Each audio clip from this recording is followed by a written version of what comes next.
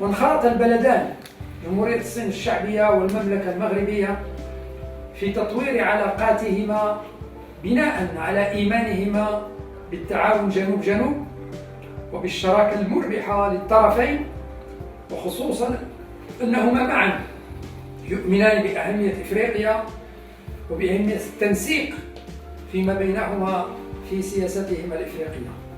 ومن هنا عرفت العلاقات بين البلدين دينامية نوعية خلال السنوات الأخيرة بفضل شراكة استثنائية وشاملة تغطي العديد من الميادين والمجالات.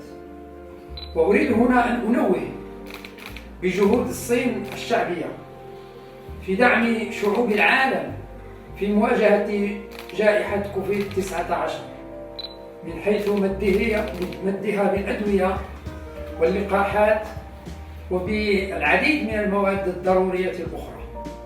وأريد أن أنوه بالتعاون الصيني المغربي في هذا المجال، وشكرا لشعب الصين ولقيادة الصين على توقيع اتفاقيات لمد المغرب باللقاحات ضد كوفيد-19